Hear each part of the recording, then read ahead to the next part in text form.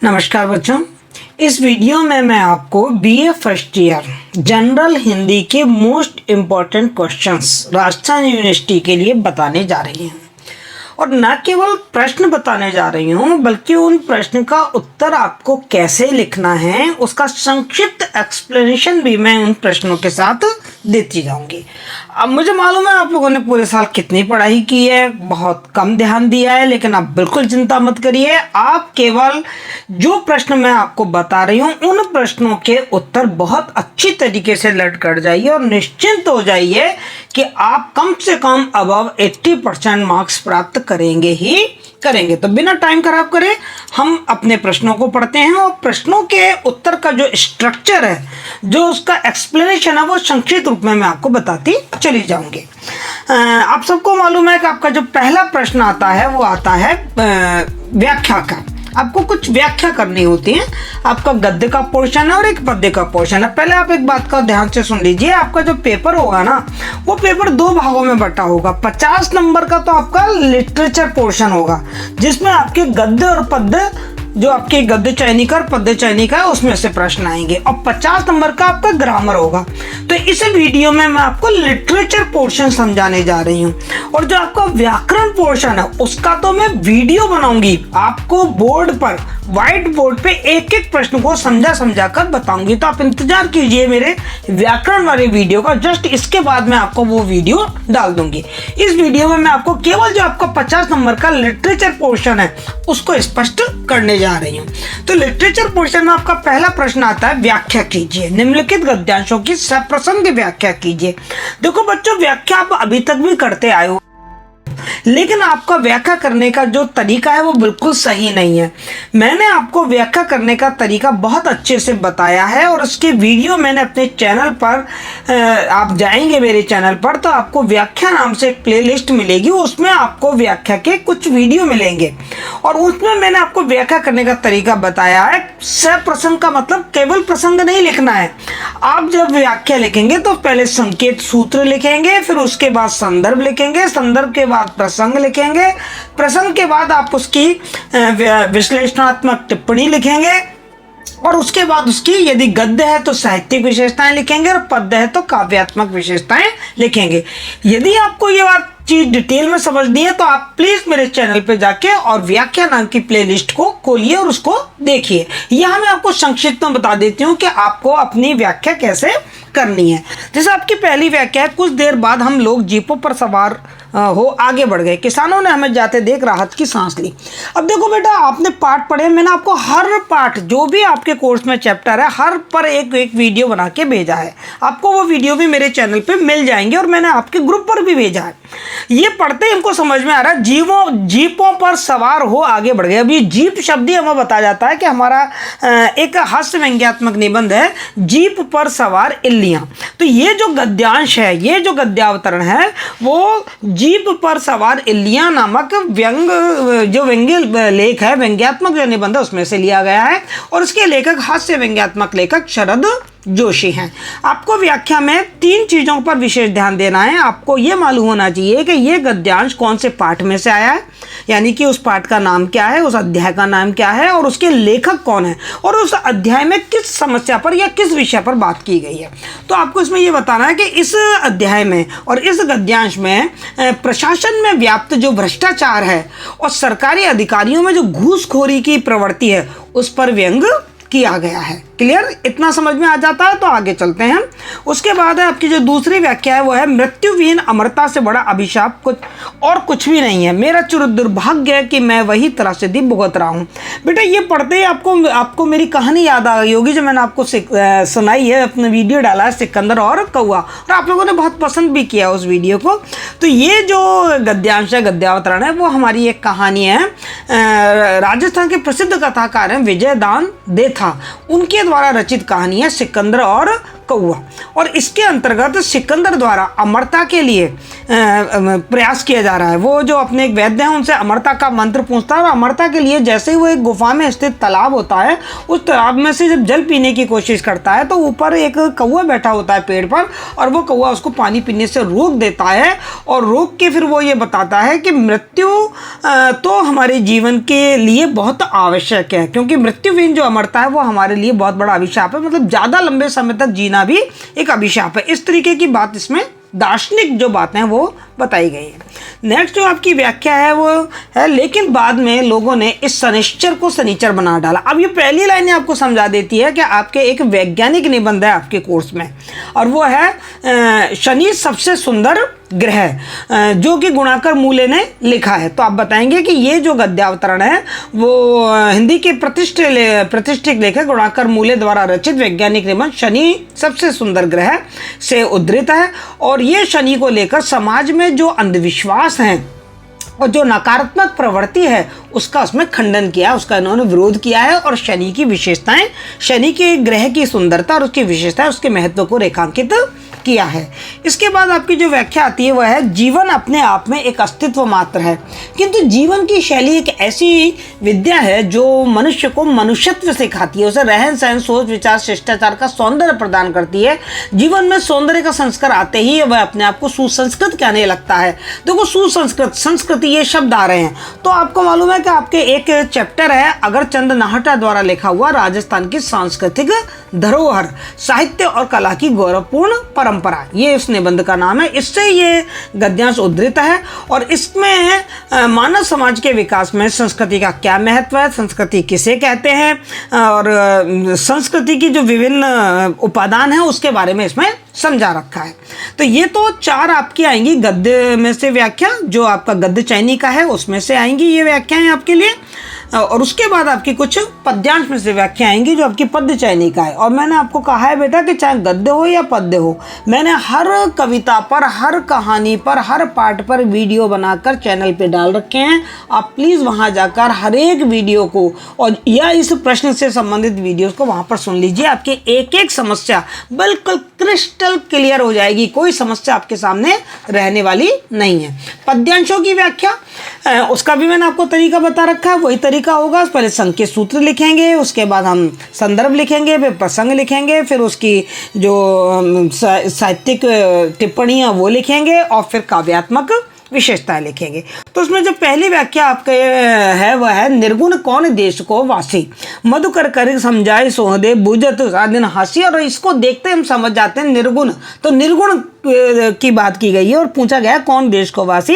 ये सूरदास रचित जो उनकी पुस्तक है सूरदास की सूरसागर सार, उसका जो भ्रमर गीत और उद्धव संदेश का जो अध्याय है उससे ये उद्धृत है। तो आप लिख सकते हैं, भक्तिकालीन सगुण धारा के कृष्णाश्रयी कवि सूरदास द्वारा रचित सूरदास सागर सार के उद्धव संदेश नामक अध्याय से ये उद्धृत है। इसमें क्या बताया गया है, इसमें गोपियों के द्वारा निर्गुण ब्रह्म का खंडन किया गया है और सगुण ब्रह्म का मंडन किया गया है, मतलब सगुण ब्रह्म की का समर्थन किया गया है और नगुण ब्रह्म का परिचय जानना चाहती हैं और उन उद्धव पर व्यंग कर रही हैं कि तुम्हारा जो निर्गुण है वो कहाँ का रहने वाला है, उसका परिचय तो दीजिए।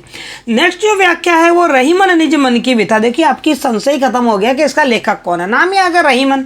रहीमन मतलब रहीम, रहीम इसके लेखक है। तो आपको मालूम होना चाहिए कि जो रहीम है वो अकबर के नवरत्नों में शुमार अब्दुल रहीम खान खाना द्वारा रचित रहीम ग्रंथावली से उद्धृत है और ये नीति परक दोहे हैं और इन दोहों में लोक रीति लोक व्यवहार की सुंदर व्यंजना की गई है। उसके बाद आपकी जो व्याख्या है वो है, विचार लो मृत्यु की न मृत्यु से डरो, कभी बरो मरो परंतु यूं मरो की याद जो करे सभी। ये आपकी मैथिली शरण गुप्त द्विवेदी काल के राष्ट्र कवि मैथिली शरण गुप्त द्वारा रचित मनुष्यता नामक एक कविता है उसमें से उद्धृत है। और इस कविता की जो मूल संवेदना वो ये है कि हमें पशु प्रवृत्ति को त्याग कर और मानवोचित सद आचरण करना चाहिए। ये संदेश इस कविता के माध्यम से दिया गया है। फिर है आपका, कुछ क्षण वह उदय अस्त केवल एक प्रज्वलित क्षण की दृश्य शोक लेने वाली दोपहरी, फिर छायाएं मानव जन की नई मिट्टी लंबी होकर मानव सब सब भाप हो गए। देखो, मानव सब भाप कब हो गए? जब जापान पर अणु बम गिराया गया था। याद करिए, द्वितीय विश्व युद्ध के दौरान। याद आ रहा है आपको? 6 अगस्त और 9 अगस्त, 6 अगस्त को नागासाकी और 9 अगस्त को हिरोशिमा, अमेरिका के द्वारा जापान पर ये बम गिराए गए थे। उसी घटना पर आधारित हमारे जो प्रयोगवादी कवि हैं अज्ञे, उन्होंने हिरोशिमा नाम की एक कविता लिखी है और हिरोशिमा पर अमेरिका के द्वारा द्वितीय विश्व युद्ध के दौरान जो अणु बम डाला गया था, उसके परिणाम स्वरूप जो वहाँ पर विध्वंस फैला था, जो विनाश हुआ था, उस जो नरसंहार हुआ था, उसका यहाँ पर बड़ा मार्मिक वर्णन किया गया है। ठीक, क्लियर? तो आपको इस तरीके से व्याख्या की चीज समझ में आ गई। 4 व्याख्या आपकी गद्य में से आएंगी, 4 पद्य में से आएंगी और हर एक व्याख्या आपकी 7.5 नंबर, कितने 5-5 नंबर की आपकी व्याख्या है बेटा। इस बात का आप विशेष ध्यान रखें आपकी, और आपका कोई बंधन नहीं है कि आप व्याख्या करें, कि आप अथवा करें। आप ना अथवा का कोई बंधन है, ना कोई यूनिट का बंधन है। जहां से आपको आता है आप वहां से कर लीजिए। फिर आपके कुछ प्रश्न आएंगे, कुछ प्रश्न गद्य में से आएंगे और कुछ प्रश्न पद्य में से आएंगे। तो इसमें पहला प्रश्न है, रजिया रेखा चित्र के आधार पर रजिया की चरित्र की विशेषताएं बताइए। मैंने रजिया रेखा चित्र पे पूरा वीडियो डाल रखा है और आप बड़े चाव से उस वीडियो को देख रहे हैं। जिस तरीके से व्यूज आ रहे हैं उस पर मैं समझ रही हूँ कि आप बहुत अच्छे से उस व्यूज को देख रहे हैं। उसके आधार पर आप रजिया की थोड़ी भूमिका बना दीजिए। पहले भूमिका लिख दीजिए कि जो रजिया है वो रामबख्श बैनीपुरी द्वारा रचित एक संस्मरण है, रेखा चित्रात्मक संस्मरण है, जिसमें रजिया नाम की जो लड़की है वो, मतलब पूरी जो कहानी है, पूरा जो संस्मरण है वो रजिया के चारों तरफ ही घूमता है। तो उसकी चारित्रिक विशेषताएं बतानी है आपको। आप बताइए कि उसका जो व्यक्तित्व आकर्षक व्यक्तित्व है और उसके वो अपने व्यवसाय में बहुत कुशल है। वो एक बहुत ही कुशल चूड़ीहारिन है।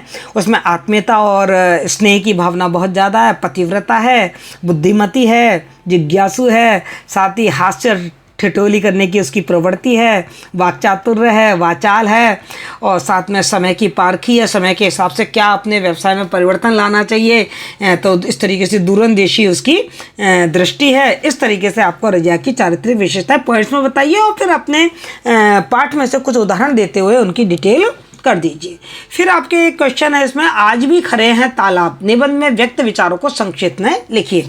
इस पर भी मैंने आपको पूरा एक वीडियो भेजा हुआ है, आप लोगों ने काफ़ी पसंद भी किया है। अनुपम मिश्र के द्वारा लिखा हुआ है, ये एक पर्यावरण से संबंधित निबंध है, आज भी खड़े हैं तालाब, जिसमें तालाबों का महत्व बताया गया। तो आप इसमें लिख सकते हैं कि अनुपम मिश्र द्वारा रचित आज भी खड़े हैं तालाब एक पर्यावरण की समस्या से संबंधित निबंध है, जिसमें हमें जल संकट का समाधान बताया गया है। और उन्होंने इस निबंध में ये बताया कि अंग्रेजों से पहले हमारे यहाँ तालाबों की क्या स्थिति थी। हर गांव में तालाब हुआ करता था। जब अंग्रेज आए तो अंग्रेजों ने नल जगह जगह नल लगवा दिए, पाइपलाइन बिछा दी, तालाब खत्म होते चले गए, भर गए तालाब।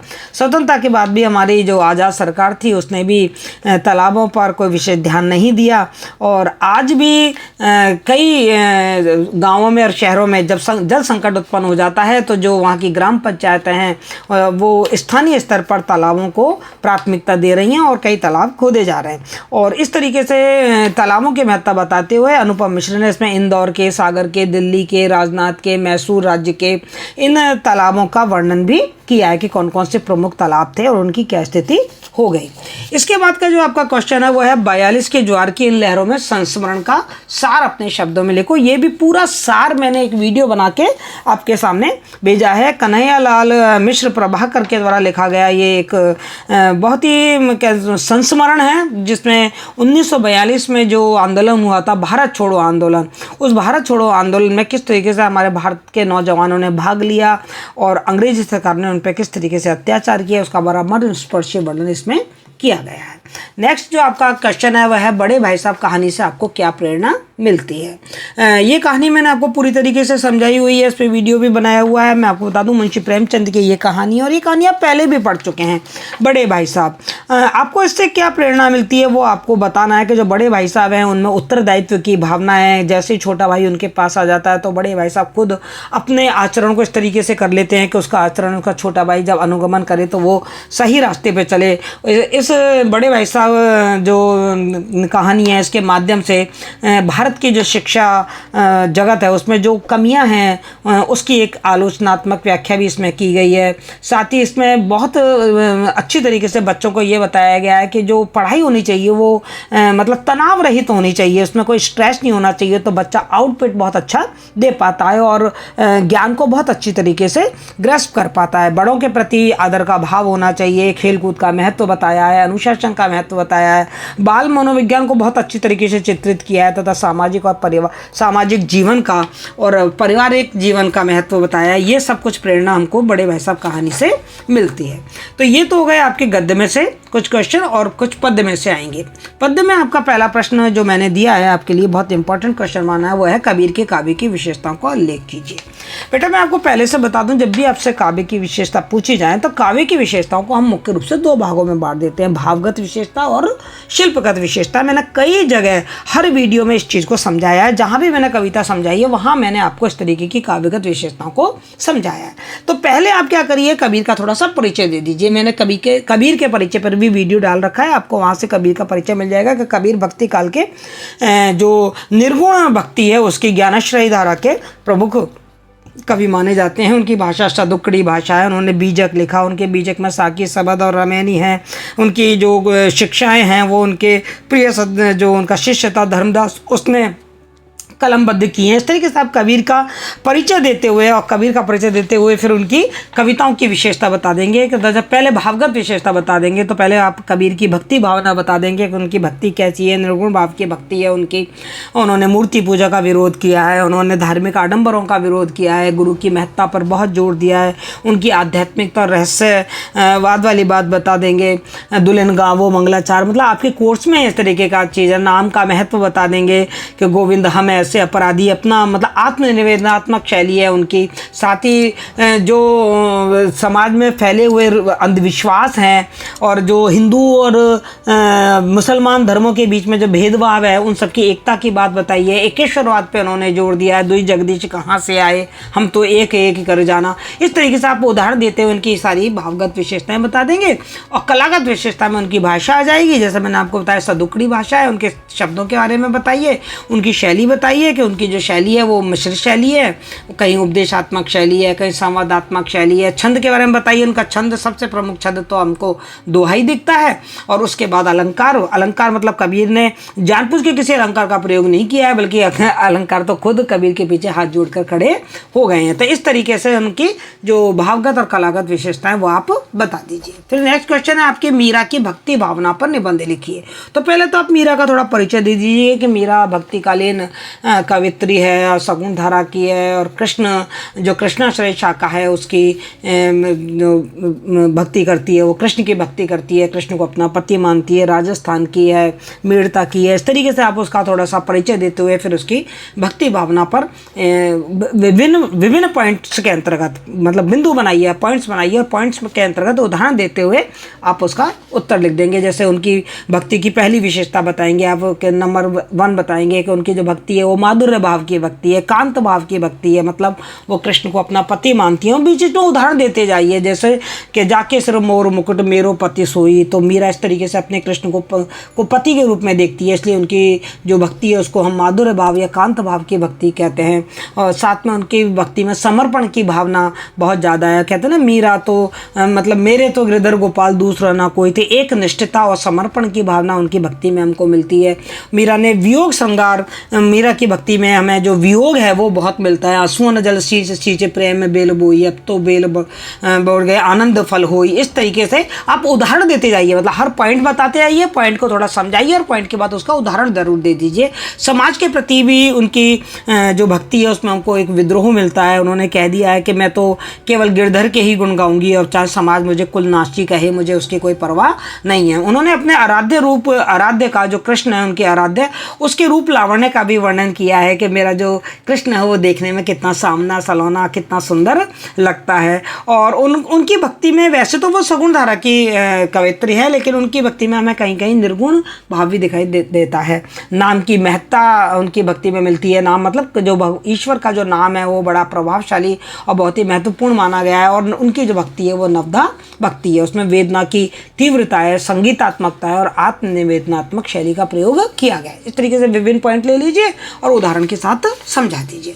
नेक्स्ट क्वेश्चन है वो है आपका वह तोड़ती पत्थर कविता के आधार पर निराला की प्रगतिशीलता पर विचार कीजिए। आपको मालूम है तो मैंने आपको वह तोड़ती पत्थर कविता का पूरा जो भावार्थ है, जो उसकी व्याख्या है, वो एक कहानी के रूप में ढालकर आपको समझा दी और भेजी है। आपने पढ़ी भी है वो, तो यदि आपको वो पूरा याद है तो आप उसमें से विभिन्न उदाहरण देकर, जहाँ कविता की पंक्तियाँ याद है वहाँ कविता की पंक्तियाँ के आधार पर, और जहाँ आप उसकी व्याख्या और भावार्थ याद है उस भावार्थ के आधार पर आप निराला की प्रगतिशीलता के बारे में बता दीजिए कि जो वह तोड़ती जो पत्थर कविता वो एक मजदूरनी पर लिखी हुई कविता है, जो कि गर्मी के ठीक दोपहरी है और इलाहाबाद का पथ है और उसके हाथ में एक बड़ा सा हथौड़ा है और वो पत्थर तोड़ रही है और सामने ही बड़े बड़े धनी मानी लोगों की अट्टालिकाएं हैं और उसका शोषण हो रहा है और वो उधर बड़ी कातर दृष्टि से देख रही है और निराला की तरफ वो मतलब ऐसे देख रही है जैसे वो उसको बचा लेंगे। तो इसमें मानवतावादी संदेश दिया गया है, शोषण के विरुद्ध आक्रोश है, कर्मनिष्ठा और परिश्रम का महत्व बताया गया है, पूंजीवाद के विरोध का स्वर हमें इसमें दिखाई देता है तथा समाज का यथार्थवादी चित्रण किया गया है। और इसमें प्रतीकात्मकता हमको बिंब योजना, उनकी जो तत्सम और संस्कृतनिष्ठ शब्दावली है वो हमको दिखाई देती है। साथ ही उसमें नारी के प्रति जो सामाजिक चिंतन है वो भी हमें दिखाई दे रहा है। तो इस तरीके से प्रगतिशीलता का मतलब ही यही है। प्रगतिशीलता का मतलब ही यही है कि समाज में जो शोषण हो रहा है, जो अत्याचार हो रहा है, उसके विरुद्ध आवाज़ उठाना, उसके विरुद्ध जागरूकता पैदा करना, ये प्रगतिशीलता का प्रतीक था उस समय जो 1936 में प्रगतिशील आंदोलन शुरू हुआ।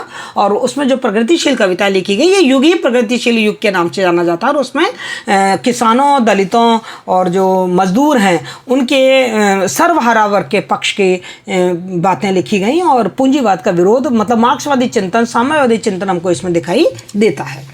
उसके बाद जो आपकी प्रश्न है वो है समर शेष है कविता में दिनकर क्या संदेश देना चाहते हैं। दिनकर मतलब रामधारी सिंह दिनकर, ये राष्ट्र कवि माने जाते हैं, ओज और उसके जोश के कवि माने जाते हैं रामधारी सिंह दिनकर। और इनकी कविता समर शेष है, उस पर भी मैंने आपको वीडियो बना के भेजा हुआ, पूरा भावार्थ मैंने उसमें बताया आपको।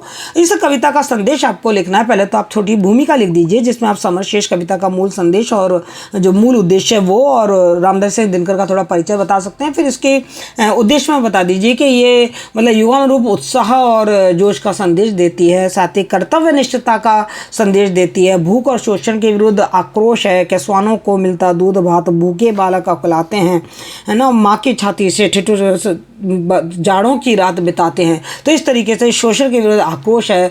और जो राजनीतिक स्थिति है उस पर बड़ा भारी व्यंग्य किया गया है कि जो राजनेता हैं वो किस तरीके से ऐश कर रहे हैं और जो सामाजिक समस्याएं वो उठाई गई हैं। समाज में जो कहना चाहिए स्त्रियों की जो स्थिति है कि कहना युवतियों के लज्जा वसन बेच जब ब्याज चुकाए जाते हैं और माली के इत्र फुलेलों पर जब पानी सा द्रव्य बहाते हैं। तो इस तरीके से पूंजीवाद का विरोध करते हुए स्वराज्य की अवधारणा प्रस्तुत की गई है और आर्थिक विषमता को इसमें प्रमुख रूप से उभारा गया है। तो इस सबके विरुद्ध एक जागरूकता पैदा करना, इन सबके विरुद्ध एक जोश पैदा करना, जीवन जीने का एक संदेश देना इस कविता का मुख्य उद्देश्य है। तो इस तरीके से मैंने आपको आपके जो सामान्य जनरल हिंदी का जो पेपर है उसके दो पार्ट हैं, एक लिटरेचर पार्ट और एक व्याकरण पार्ट। आज मैंने अभी आपको लिटरेचर पार्ट पूरी तरीके से समझा दिया है। आपको समझ में आया होगा, नहीं समझ में आया तो कमेंट्स करके आप मेरे से पूछें आपकी क्या प्रॉब्लम है और मेरे दूसरे वीडियो का आप इंतजार करें। उसमें इसका जो दूसरा भाग है व्याकरण पोर्शन है,